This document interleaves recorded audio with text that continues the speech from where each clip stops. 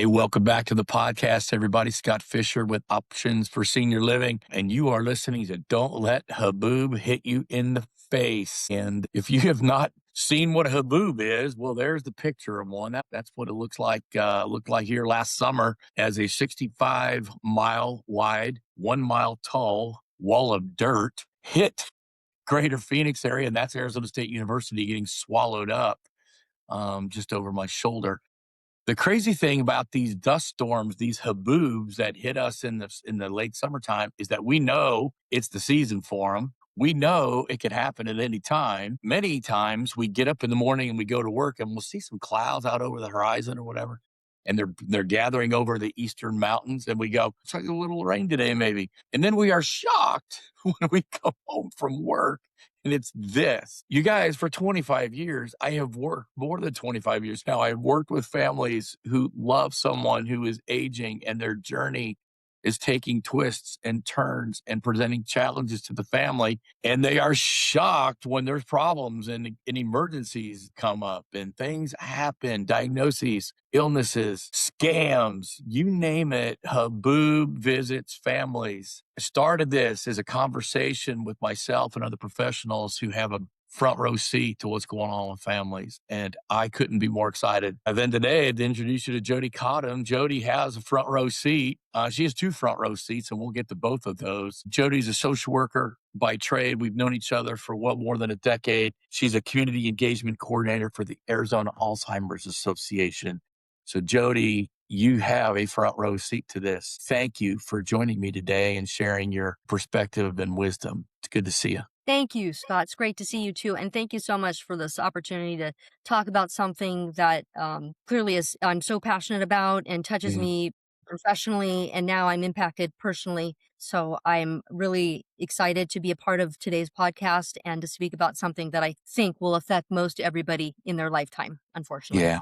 It really does. And so your front row seat is with your work. Your other front row seat is that your mom's been diagnosed, that she's been affected by dementia. Yeah, that's right. I've been with the association, Scott, since 2014. And for the longest time, I didn't have a personal connection until I did. And like I said, I think that's just going to be the case for many of us. A couple years ago, my mom was diagnosed with mild cognitive impairment. We weren't sure if it would progress into Alzheimer's disease. Of course, we hoped it wouldn't, and because not every case does. But unfortunately, in her case, it did, and we just started to see some slow things. Kind of, it wasn't any big blaring things, but some things like my parents have 2 houses, and she was responsible for paying bills in one house. My dad would pay the bills in the other house, and then we came to discover she had stopped paying bills for the house she was responsible for overseeing the bill management. And some things we were seeing is we would tell her something of a serious nature, and then she would have an uncommon response. She would be goofy or giddy sometimes when we would say something of a serious nature. So some of these things started piling up to where we had to take her to get in to be assessed. And she went through the whole exhaustive process. And I know it was quite exhaustive, but she was diagnosed with Alzheimer's about a year ago. And since then, it's been a bit of a decline, but she's in good hands. So we're fortunate about that. I imagine, and this was my experience, I think I shared with you last time we talked that I'd lost my mom end of last year. Mom had some mild cognitive impairment that never progressed, but even in the mild side of this, right, what I was dealing with was a lot of mood lability. I was dealing with and poor judgment, poor problem solving, poor insight, some real missed opportunities to communicate better between myself and her, as well as my brothers. A lot of chaos was just kind of swirling around her as she was, I think, scrambling hard to kind of keep it together. I think she was, fearful of what was happening. That personal experience has reawakened and maybe even opened up some new insights to my professional work. How about you? Absolutely. Absolutely. When I told somebody that I now have a mom living with Alzheimer's, they said something like, well, now you have skin in the game. I recall someone saying that to me, and it's a very different experience. Scott, my first half of my time with the Alzheimer's Association, I worked directly with many family caregivers, coaching, care planning, guiding, but it's a whole different experience to have a close family member with it. You see it through a very different lens. So when I could speak with people and hear about the loss and try to coach and support them, it's just such a different experience to be on the receiving end of that. It's just, Yeah. I think it just feels like heartbreak and devastation. Where do you find refreshment for you? Your work requires a lot of you. You're not a clinician. I went to nursing school 100 years ago. Well, 40, but it feels like 100. And, you know, and it feels many days that just the work is draining. You layer in a family member, layer in your mom. Where's your refreshment come from so that you stay healthy, fresh, helpful, vibrant in your work as well as for mom? I mean, that's a great question, Scott. I think great example. Yesterday, I decided I needed to spend part of the day getting caught up on some medical appointments that I hadn't Mhm. scheduled for a number of months. And I know this is an area where I would always coach our family caregivers and emphasize that the health, the well-being of all of our family caregivers out there is every bit as important as the loved ones they're caring Yeah, for. So yeah, I do try to focus on my self-care. So yesterday I made 4 doctor's appointments I hadn't made in the last months that needed to get on my calendar. And also, I'm a passionate runner. I do most of my running on the weekend, but I'm almost a lifelong runner. So making sure that I'm doing all those things. So I'm running, I'm taking care of my health, I'm spending good time with my family, with my husband. So doing things I need to do to recharge and knowing yeah, when I spend time with my mom, I try to be very present with her and just enjoy as much time as I can. So that's also part of my self-care is being really focused and yeah. present with mom and then realizing when I'm not with her that it's really important to focus on other things, whether it's family, whether it's running, whether it's my love of the Suns. I'm kind of a crazy Suns fan. I have to watch each game. So taking care of those things and also taking care of my medical appointments that I realized yesterday, oh my gosh, there was 4 doctors I haven't reached out to that I'm overdue to see.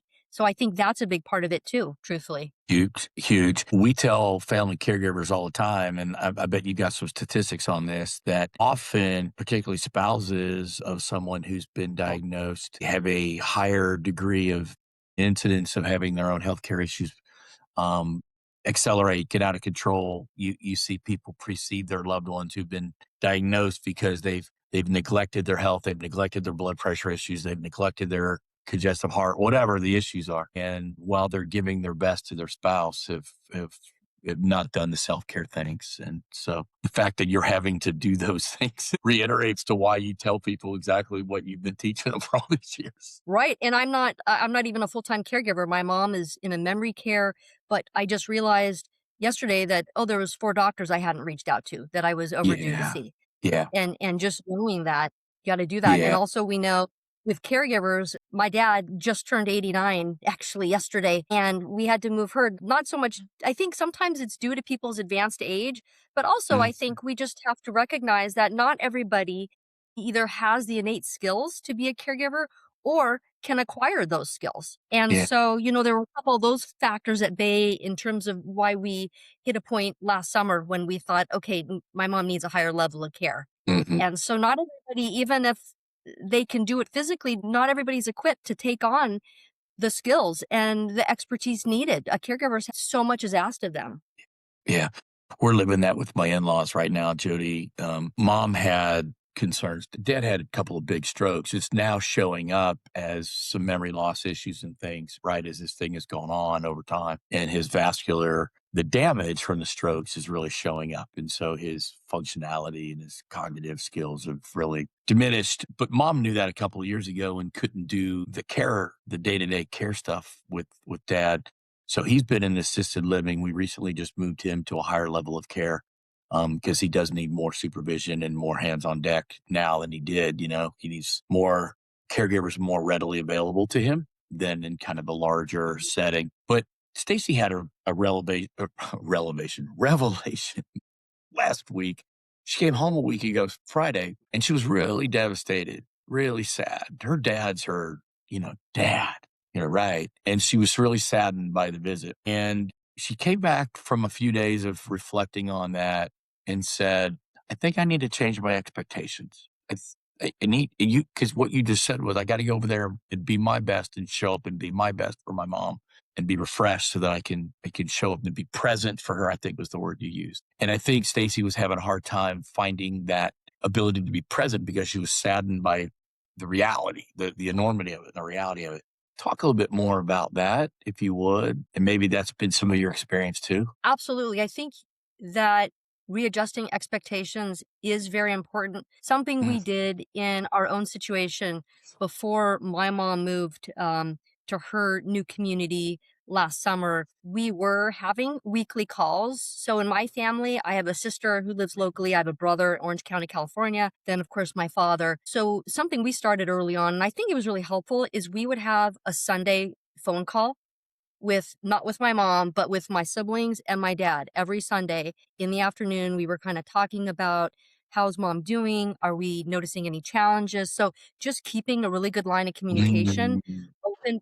But as far as like readjusting expectations, I think sometimes you have to do that even within your own family. You might see or want things like people to interact differently with your mom, Mhm. but you have to, I Mhm. think, understand in some ways too that you can give other people, even family members, education, and they might take in some of that, but they might not take in all of that. So that's kind of a bit of a balancing act too, is obviously, I like to think I have a level of expertise with Alzheimer's and other dementia, but then there's like the whole family component, right? And everybody has their family and their family dynamics, and they don't stop at the doorstep when you have one of these devastating illnesses. So for me, I think I have to readjust some of my expectations in terms of what can my dad really understand about the disease, because there's still some things he doesn't quite get. So that's kind of for me having to readjust my expectations for him. And I don't constantly want to be saying, well, what about doing this? Or, you handle it this way and maybe you could have handled it that way,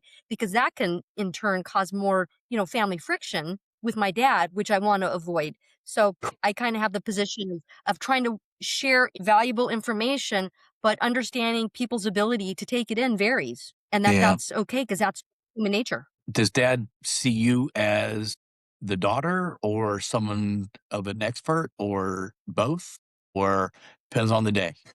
I he does definitely see me as the daughter. I'm the baby, but of the three of us. And I'd like to think he sees me as an expert, but sometimes I will say sometimes when I've not been able to impart something important to him that I feel shouldn't go unsaid, I have also involved other professionals like at the community to try to also bring information up. And kind of the whole story. I don't know if you want to hear anything about how it is we came to decide she needed a higher level of care. Oh, Because yeah. Yeah. last summer, my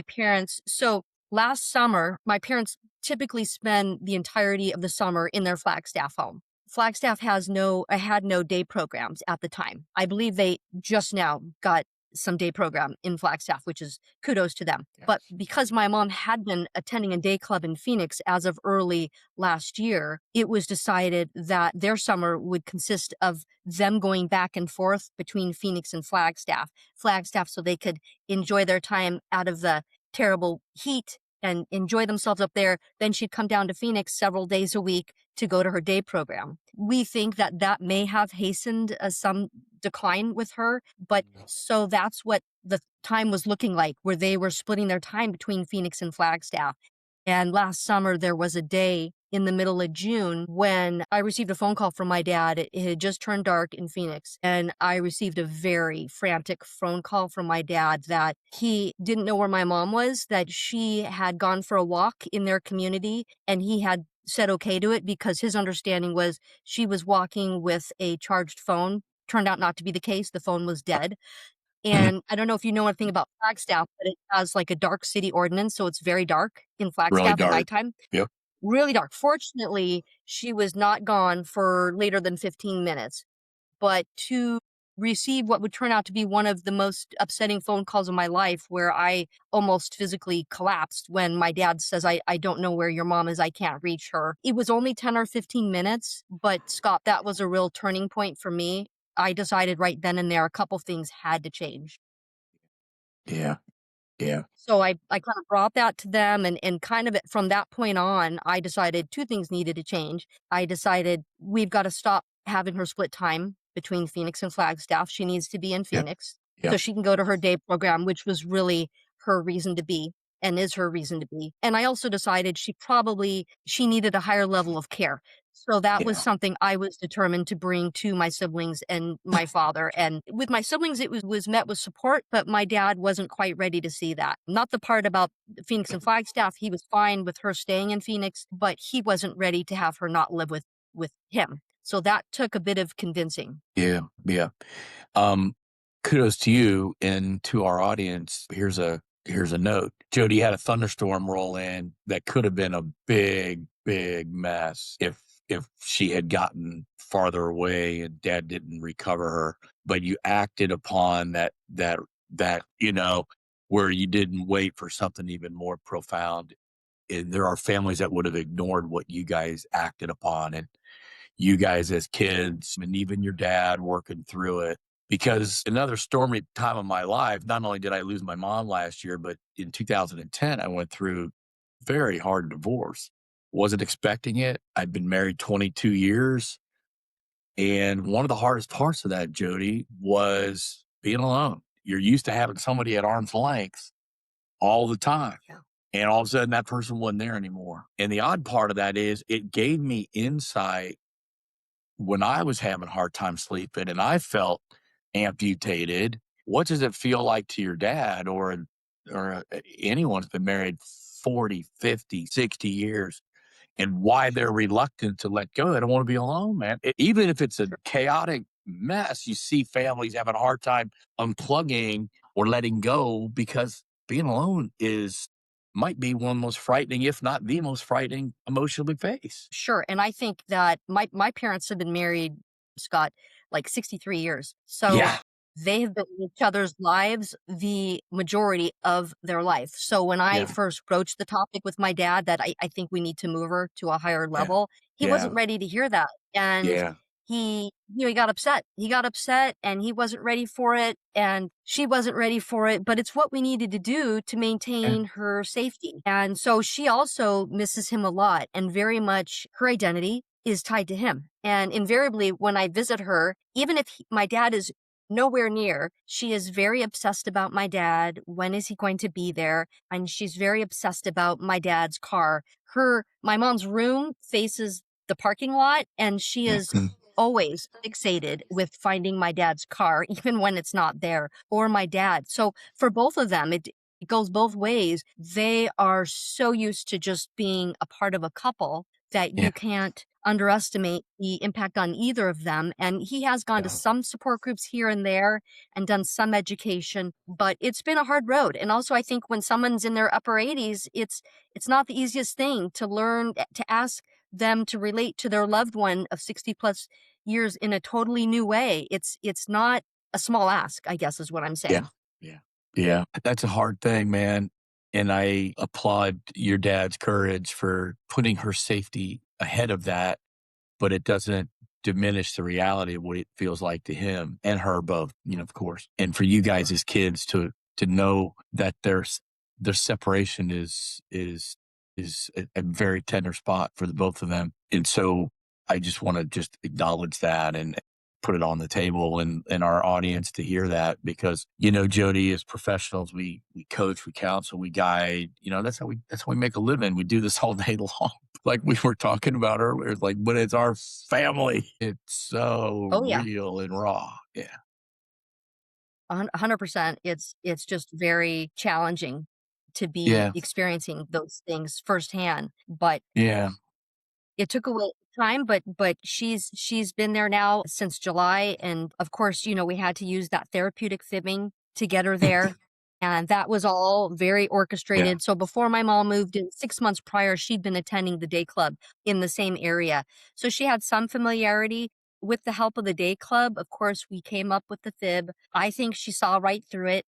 The fib was a great one. We told her the air conditioning stopped working at her Phoenix house, and I Hmm. went to great lengths to really work this story up, and I said it was on TV, that there was electric, outages in their neighborhood, and she Hmm. can't be there. There's this apartment, and my sister and I were the people who shared this with her, and she was a bit taken off guard. And I'll never forget weeks before we moved her, I stayed with her while my dad was up north, and it was such a surreal experience. I'll never forget Scott being with her the night before, moving her in, staying with her at her house, only to take her to the day club the next day, and then for my sister and I to meet her there and tell her this story about how the air conditioning wasn't working and she couldn't stay at the house, and almost like feeling guilty, like staying with her the night before and not sharing with her what was about to happen. But that's how you have to approach the disease. And of course, we had a lot of her mementos, but it took some adjusting for sure. For sure. I don't know if she saw right through the story, because after we left, the day club manager was there and my mom looked right at the woman and she said something like, This isn't temporary, is it?" And the woman said, well, how do you feel about that?" And my mom said, "Well, it's hard, but I'm a strong woman and I could do it." So she said something like that. I just got chills thinking about that. So she thought she saw right through the story, but then she kept asking me about the air conditioning in the days after. When I would go visit her, she'd ask me, "Is the air?" And I'd say, "No, Mom, it's still out. It's still out. I'll let you know." Yeah. So it's like she knew and she didn't know, or she didn't want to know, but it's just amazing just how much is required of those around people with Alzheimer's and dementia, and how Yeah. we have to just think on our feet and think outside the box. I think more than ever, these diseases require all of us to truly think quickly on our feet and outside the box. And that can also Yeah. be a skill you can learn. Yeah. Well, the skill is real. Before I became real acquainted with working with people who had memory loss and forms of dementia, I was a home health nurse, and I was doing a visit at a group home on a regular basis, Jody. And the lady was telling me about all Chicago and where she grew up, and she was like in another place. And I wasn't real educated yet, and so I was always reorienting her and going, "No, no, we're in Phoenix, Arizona." So one day, the group home owner called me aside. She goes, "Listen, you're really a nice person, and I really appreciate what you're trying to do for her, but you make my life miserable every time you come over here." Reorienting her. You need to let her be in Chicago, and because she now is confused and pissed because you don't know what you're doing, dog. So the owner was very kind to me, but very clear, like, "Hey, wait a minute, join their journey. Don't redirect them, re-instruct them on where they really are. Where they really are, she was in Chicago. She was Oh, revisiting her past." yeah. Absolutely. And these terms like join their journey, or things I've shared among my own family, the truth Yeah, doesn't matter anymore, go along to get along. Or I say, here's a good one: would you rather be right or would you rather be kind? And I hope most people like myself would always choose to be kind. be kind. The reality in Greater Phoenix now is, I mean, I want to turn this over and maybe point it towards your professional work a little bit, because I think we need to tell people how profound this impact is, the increasing prevalence of disease throughout our population. There's 160,000 80-year-olds already in Maricopa County. There's 1 million people already the age of 65. Not that Alzheimer's disease and various dementias are age related, but of course, we see the biggest spike in those age categories. When I was on the Attorney General's Health and Safety Committee group, was a ad hoc group for a number of years, we identified falling and Alzheimer's disease as the two biggest threats to aging Arizonans. With that being said, here you are at the Alzheimer's Association, engaging with families, engaging with people all the time that either have symptoms of and haven't been diagnosed and haven't gone through that exhaustive testing, but they tell you their story and you're like, you're already there with them. What do you do? Community engagement is your work, but tell us, everybody, what you provide, what the association does for people, and then talk about some of the statistics that I think are driving more of the work as we go forward. Absolutely, I'd love to. So, the Alzheimer's Association leads the way to end Alzheimer's and all other dementia by accelerating global research, by driving risk reduction and early detection, and by maximizing quality care and support. I don't know if you're aware, the Alzheimer's Association is the world's largest nonprofit funder of Alzheimer's research in the world. Right now, I think we have something like $430 million in 1,100 active projects in 56 countries over 6 continents. So a lot of the money that's donated back to us gets shuttled back to research throughout the globe, as well as the programs and services. Locally, what we have is a 24-hour helpline, and that number is 1-800 272-900. I would encourage anyone listening to this podcast, whether or not you know of anybody impacted by Alzheimer's or another dementia, please store that number in your phone. You never know when you will need it, or maybe somebody you come across in your day-to-day life. That number is answered by dementia-trained experts in like over 200 languages every hour of every day. Also, if people don't want to call it, they can reach it from alz.org. Not everybody's on the phone. Or I think you can dial 711 if you are speech impaired or hearing impaired. Additionally, we have a bunch of education opportunities. We offer education virtually. We offer a number of presentations online that you can access at your convenience. We also offer presentations in person as well as virtually. And we have a bunch of one of them is Community Resource Finder. That is an online database we have in partnership with AARP, and the database has dementia and aging related resources that make it easy for individuals and families facing health issues, including Alzheimer's disease and other dementia, to find programs and services throughout their community anywhere in the nation, not just specific to Arizona. I think it's very popular. I think I heard Community Resource Finder gets something like 37 or 39,000 hits a month. We also have something called ALZ Navigator, which is an online interactive tool. Whether you're someone who has memory issues or you've been diagnosed or you're a caregiver, you can make an individualized care plan that you can later change or update as things go on. And as I said, I think we have 50, 60 support groups. Most of them are for caregivers. We highly recommend anybody who is impacted to attend a support group.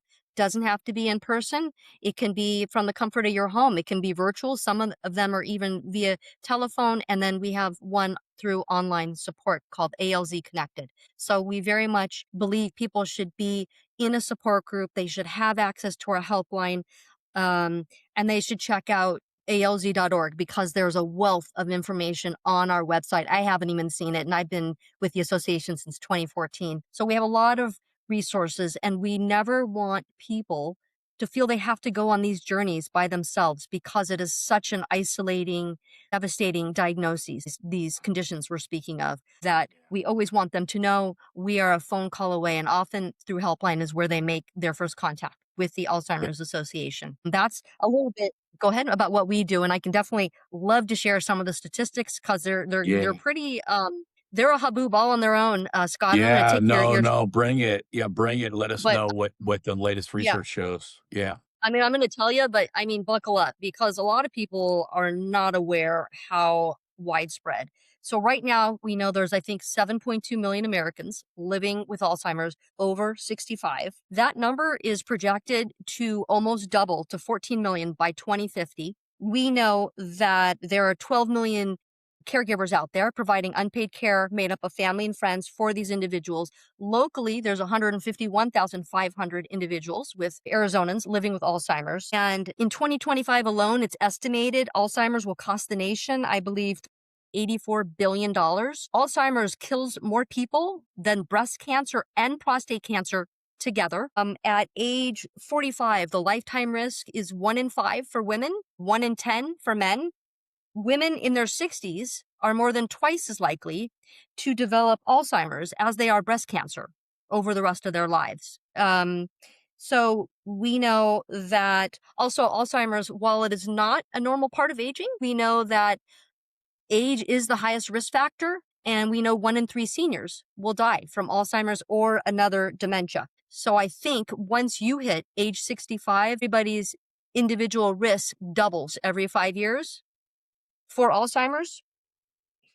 And we know women, some groups are disproportionately impacted by Alzheimer's and other dementia, progressive dementia. Women are one. I think right now they say that women are at the epicenter of the Alzheimer's crisis, with women representing 2/3 of the people living with Alzheimer's, as well as 2/3 of the caregivers. And we know that, surprise, surprise, women take on more of the caregiving tasks than our male counterparts. Probably no surprise there, but we know women often have to forgo advancement in their jobs. Some go from full-time to part-time. So oftentimes women are the ones being impacted in the work world with their caregiving duties. I wished I had a sister so bad when mom was getting sick last year. I'm the oldest of 4 brothers. I'm like, "Where's I got gypped. I I know. wanted a Scott, you need to see if you can rent one maybe, I don't know. I needed a rent a sister." The reality is, with each person affected, that one individual has what a minimum of 4 unpaid caregivers around them, different family members. The burden is insane. I did a conversation with a human resource director, Jodie, that oversees part and element of the state of Arizona's the Department of Agriculture in one of our earliest episodes. And so many employees are still working, carrying, holding down their jobs, carrying a lot of responsibilities, managing someone affected. How is that person able to focus and stay at work? How is that person able to remain productive and attendance because these things are real. This is the diffusion of the impact of the disease is that Absolutely. it's so hard. And if you have a 9 to 5 job, it makes it way hard to address what your parents might need from you. I had enough Absolutely. challenge with my own business. Yeah, and when you said that, it just made me think, Scott, of like a bomb landing, and then I don't know what it's called, but all the shrapnel or whatever.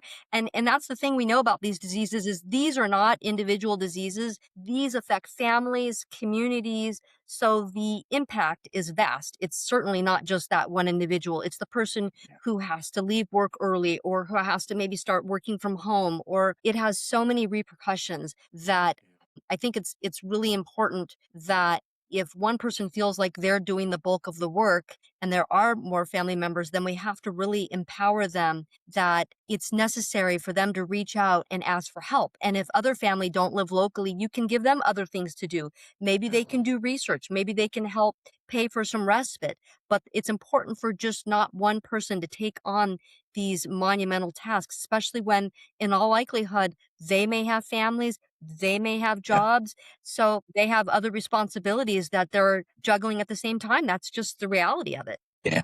Yeah. Yeah. You guys, we're professionals. I'll say tongue in cheek. We know what we're doing. This is what because of our personal experiences, we're imploring you, if you're listening to us, please don't try to do this alone. You need people. You might need a third party to come into the situation to help you with difficult conversations. I did.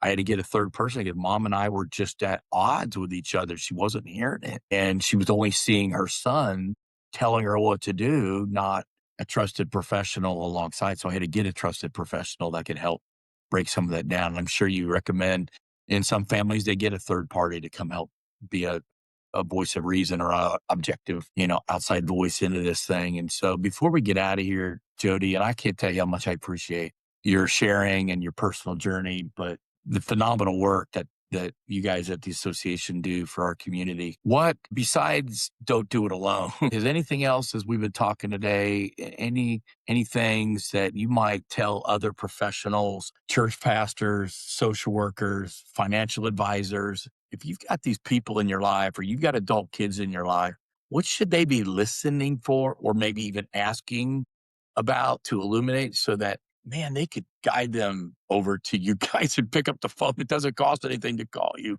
or to get some help, right? Absolutely. Yeah, there's no charges. And I think, first Yeah. of all, if anybody starts noticing changes in their loved one, that it's important not to just dismiss those and to maybe even document them and to try to accompany loved ones to the doctor's office because I don't think it's always like a very prominent thing that slams you in the face and you're like, okay, we have a problem. It just kind of creeps up on you slowly. So I think it's incumbent upon all of us to be very alert, especially having elderly parents, to just what's going on with them and things that might be happening. And if there's concerns, to have them reach out to our helpline number at 100 to look to get educated at alz.org. We have great information. Even when you're visiting a doctor, there's documents you can fill out from our website that you can really maximize the most of your time with your doctor. Because we know when you get in with your doctor, it's not a leisurely thing. It seems like it's over before it started, right? So we want people to get the information they need when they're in front of their loved one's doctor. So we don't want people to feel they have to do these things on their own or to neglect themselves. We are always telling people that, I mean, truly, Scott, our caregivers are the real unsung heroes of this disease, along with the loved ones living this journey. So we have Yeah. to support all of our caregivers as much as we can and make sure they're taking care of themselves. Well, I've been asking people to share this question, and I'll share it with you. If you're a professional, hearing what I'm saying here, ask people in your world: is there a family member in your life whose aging journey is causing the rest of you or the rest of the family some sort of pain or distress? Please expose the issue, because people are stoic. They keep for themselves. They don't want to share. And so if we can open that up, it opens up the conversation some. Here at Options for Senior Living and our Senior Resource Connectors business, Jody, for the last years we've been saying it's our turn now. I feel very personal about this. I want to care for other adult children, people like you and I that are going through this, and I take ownership in it, and I say it's our turn now to love and care for those who loved and cared for us. And so I really feel the truth in that, and I'm super grateful that you're always so willing to share and to chirp in and be an advocate for so many people. Man, thanks for being here today. I really, really appreciate it. Well, I appreciate the time and I appreciate your life's work because I think that this population deserves as much help and recognition as it can get. So I appreciate the work you do too, Scott. Thank you. Thank you. Before I get out of here, we set up in the last year, Jody, I've told you about this. We've set up a private Facebook group. We call it the Aging Parent Tribe. You can find us Aging Parent Tribe Phoenix. We have hundreds of families and family caregivers now joining the tribe, where they can bring their stories, find support, find resources, another free way to connect and not operate in isolation. So we invite you to come to Facebook, join the tribe. It's a private group. You will not be bombarded by a bunch of professionals.